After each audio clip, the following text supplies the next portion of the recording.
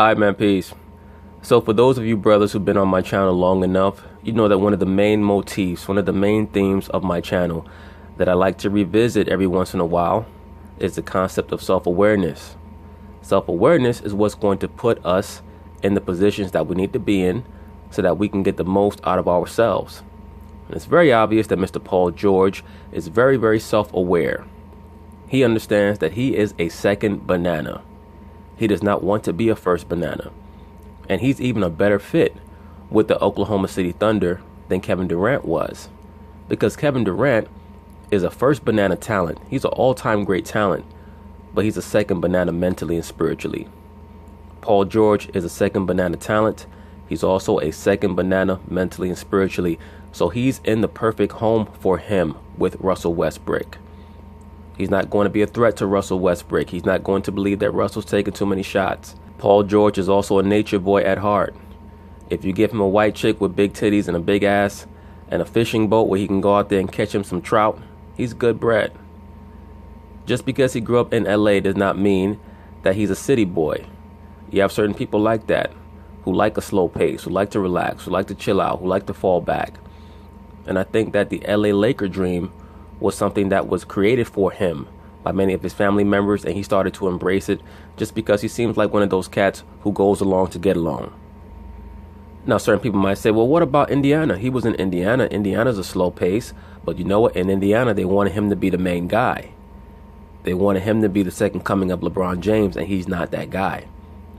He got to Oklahoma City, and I think that he fell in love with that environment because there was an alpha there in Russell Westbrook who would take all the heat and all the big shots. He wouldn't have to worry about that. He would also now be in an environment that was much more conducive to his personality type. And once again, I'm not sure if he ever truly wanted to go back to LA. Playing for the Lakers is something that a lot of people say they want to do until they get there. But anyway, they're going to talk about it and I'm going to chime in. I do have to interrupt here because Yes, Brian's please. face almost just fell off as Ramona was talking. This is a stunner. This is the latest Woj bomb. Paul George has agreed to a 4-year, $137 million max contract with the Thunder, including a player option.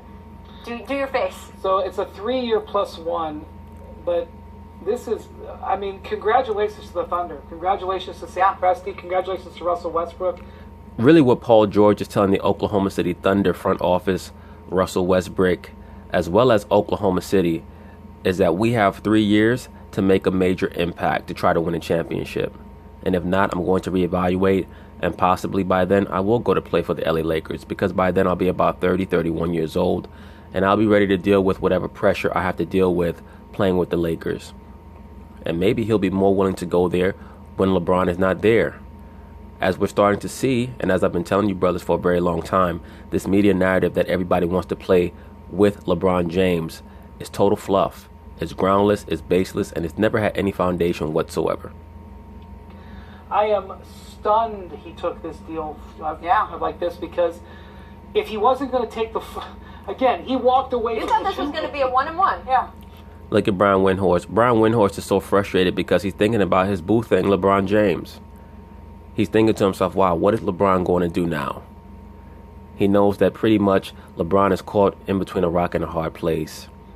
So we can look for LeBron James to possibly try to force his way to the Boston Celtics or to sign a deal with the Philadelphia 76ers. I would be surprised unless the Lakers can pull off the Kawhi Leonard deal if he goes to play with the LA Lakers. It's going to be too much pressure on him. He'll be playing in the shadow of Kobe Bryant. And why go play with the team in the Lakers that pretty much is going to have the same setup that he had when he was in Cleveland? So just like Isaiah Thomas stated on NBA TV, the Paul George decision is going to be a much bigger decision than the LeBron James decision. Because even though LeBron pretty much already knows where he's going to go, he wants to make sure that all the components are also going to be there for him so that he can be exalted to the degree that he wants to be exalted. And I also think that Paul George understands that being second banana to Russell Westbrook in Oklahoma City is totally different from being second banana to LeBron James in LA, where he's going to have an extreme amount of pressure to perform, and when they don't perform well, he's going to get far more blame than he will in Oklahoma City when Russell Westbrook does not perform well. This is not a 1-1. This is a 3-1. He walked away from $220 million in Indiana to have the chance to go to L.A. Because Arthur Brown Windhorst, he did not want to be the number one guy in Indiana. He saw the writing on the wall. There was going to be way too much pressure for him to perform and be an alpha. He did not want that. He wanted to go to a place similar to where he ended up. So it was pretty much a blessing in disguise when he got traded to Oklahoma City, because that really is the perfect environment for someone of a Paul George personality archetype. No matter what he says, he does not want to play for the LA Lakers. That's not really consistent with who he is as a person from what I've seen. But you never know. Sometimes people are very good at hiding certain aspects of their personality. But why would he want to go to the LA Lakers, play with a LeBron James where a championship is not promised, and know that he's going to be the recipient of most of the blame, most of the critique when that team does not perform up to snuff? Now, if he were left with no other option, I think that he would have went to the LA Lakers, because the notion that he wanted to play with the Lakers has been floated out there for so long. And of course, he grew up a Laker fan. But I think that he understands that playing with the Oklahoma City Thunder is much more expedient for him for the next 3 years. He'll get a far greater chance to understand what the potentiality is for them to win a championship, and he'll be happier there, at least for now.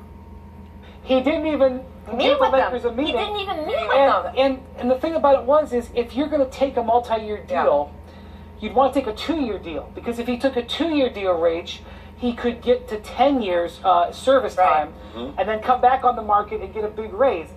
Taking a 3-year deal, this is basically him giving a giant hug to Oklahoma City. Well, it's him giving a giant hug to Oklahoma City, and it's also a very poor job by his management team, by his representation, that they did not sign him to a deal of appropriate length.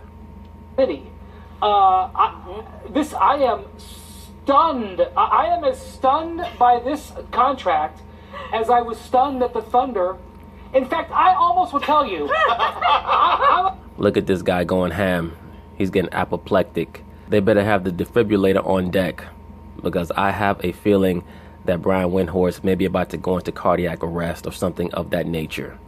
I guarantee you, when they go on commercial break, he's going to be texting LeBron James feverishly.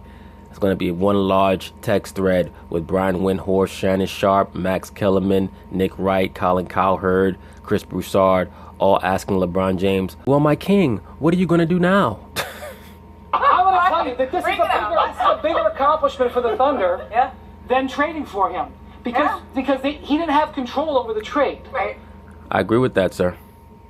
He had control over what his contract was, and to agree with this contract, he obviously agreed to it several days ago. Right. But he had a long time to think about this. The Thunder had a good year, but it wasn't like they're on the cusp of a championship. No, they lost in the first round. And by the way, I want to point something else out. Another question is, what does Carmelo Anthony do now? And what do the Oklahoma City Thunder decide to do with Carmelo Anthony? Do they buy him out, or do they hope that he comes into the regular season willing to be a good soldier and coming in off the bench as he should? In the Wolf Woj, who's breaking every story tonight, Jeremy Grant has also agreed to come back. And while that's not going to break the internet, with Jeremy Grant's contract and this contract, if they keep Paul George, we're looking at a $310 million, including luxury tax payroll here. I am blown away that Paul George takes this contract. Let me say this about the OKC Thunder, though. They were starting to find their mojo near the end of last regular season until Roberson got hurt. They were starting to find what type of team they were going to be, which was going to be a primarily defensive team. And then Roberson got hurt. We'll see if they can reassume that team identity next NBA regular season. Mellow, though. I feel like your face is just going to get everywhere. Brian may turn into a puddle before this segment. Yeah, somebody get his big ass an oxygen mask and a bottle of water, because he's about to pass out. I'm kind of enjoying this. This is cool. I mean, congratulations, Dave. It's $140 million. Congratulations. Look, the James Harden conversation with Oklahoma City is always more complicated than we love to give it credit for. Oh, they didn't want to pay the luxury tax bill. There was more than that. There was where James fit in on the floor, all of that. But that being said, it was an element to why James Harden was traded. So we're going, what do you think has changed for Thunder ownership? Well, OKC really had a multitude of riches at that time, and I think that they believed that James Harden was expendable because they believed that Serge Ibaka was going to be a superstar. For those of us who remember around 2012, Serge Ibaka looked like an incredible force. This was a guy who could run the floor, could hit mid-range shots, was blocking 3-4 shots a game, was totally disrupting the opposing team's offense in the half court. Well, This is a huge. first of all, I think everybody makes a lot more money in this new collective bargaining agreement. What changes? They lost Kevin Durant. And they lost Kevin Durant. I mean, that's really what changed, and you see what happens when a franchise player leaves. It's one, the length of the contract surprises me as well. That was not one of the options laid out in the documentary. Aaron Mintz did not present that as one of the options. He did not. But you know what? I guess when they figure out your favorite candy and they give it to you the first day you get there, maybe that goes a really long way. A Dwight Howard reference, Ramona. That was part of the whole story. They figured out exactly what to bring him his favorite candy. They did. But wasn't that when Dwight originally wasn't going to re-sign with the Magic, then surprise re-signed for an extra year, and he said it was the candy on the plane? The only thing I can think is that, Paul recently had knee surgery, and maybe he was slightly concerned about his knee, but if you're going to go longer than the 1 and 1, I know. Let's be for real, Brian Windhorst. Paul George is what you call a quote-unquote sucker for love. He's one of those brothers that you can wear down if you're nice enough to him. And I also believe, once again, that he fell in love with the overall spirit and flow of Oklahoma City. Some cats are just very laid back like that. Paul George is one of them dudes, as I've stated, all he needs is a white woman with a big ass and big titties and a nice fishing boat. He's good to go. I also think that he recognizes that there's not much difference in playing with Russell Westbrook and LeBron James, other than the fact that there are going to be far higher expectations playing with LeBron James, and the LeBron James system is not going to be good enough to beat any of the elite teams in the NBA. Why didn't he go 5? You could have signed a 4-year deal anywhere else. If you're going to go for the long-term deal, go for the 5-year deal. I need some water. I told you his big ass needed some water. Windhorst might need something stronger than water. We got to get Gina Yeah, a defibrillator. in I here. am blown away by this contract. Turn him to Sports Center and have him explain it, because you're exactly right. Not tonight. Well, tomorrow. If you're going to take 4, Ramona, why wouldn't you take 5? By the way, Take 5. Take 5. well, part get a lot more money. Part 3 of the documentary was supposed to air on Sports Center after his decision was made. So we don't know yet, but Get it on. soon. Get that thing on tomorrow, because people want to know. There's got to be footage from the party. I want to see Nas. I want the whole thing in there. The Thunder have been operating like Paul George is staying for a while now, okay? Let's be clear about something. It's very obvious from the moment that Paul George pretty much necessitated a trade from his former team, the Indiana Pacers, that money was not the prime mover for him, that he's not a high-maintenance individual. Just the fact that he had no problem being traded to the Oklahoma City Thunder in the first place should be enough to show anyone that you're not going to be able to control him with money. So the questions about why he signed a deal of this length and not a deal of that length, it's probably not something that really matters to him. Told that he had given indications to them that he was staying a while, and he wanted to tell them early so that they could operate like he was staying. That factors into the Jeremy Grant play here. That factors into other free agents that they're going to pursue and the way that they're building this team. If he's, I know he built that relationship with Westbrook, right, over this year, but you have to think about. Well, Russell Westbrook was really smart enough to build a relationship with him, and kudos to Russell, because as you get older, you start to understand things on a grander scale, on a more macrocosmic scale. And you start to understand why it's necessary for you to make certain adjustments in regards to your overall mental outlook so that you can make your life better. At one time, Russell Westbrook did not believe in recruiting teammates or doing what it took to maintain higher level teammates, higher profile teammates.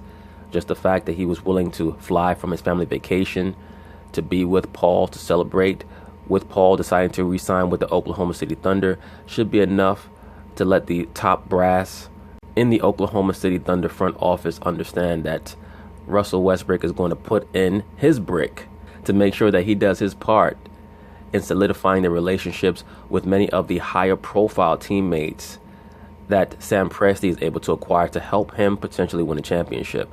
So good for Russell Westbrook. Think about the culture they've established in Oklahoma City. From day one, they didn't even let him get off the plane before they started selling him on staying. And if you look at the way they treated him versus the way they recruited Kevin Durant, Kevin didn't want to be hounded by this. He didn't want questions about that. He didn't want to pitch. He wanted space. Well, they gave him. He wanted to get away from Russell Westbrook. What Kevin Durant was stating pretty much all the way throughout the 2015-2016 NBA regular season is that this is going to be my last year with this nigga. That's all he was saying. He was done. Gave him space, and then they let him off the line, and then he left. They were not going to do that again. Kevin Durant pretty much let it be known in his last year with OKC that it was going to be championship or bust. If they didn't win the chip, he was going to leave. And this year, The Thunder have somehow dominated June 30th night, July 1st, 2 years in a row. But this way it's gotten a little better for them. I'm just saying. All right, here. But anyway, congratulations to the Oklahoma City Thunder, Russell Westbrook, and most importantly, Paul George, in being able to come to a decision that will hopefully impact all three parties for the better. So peace.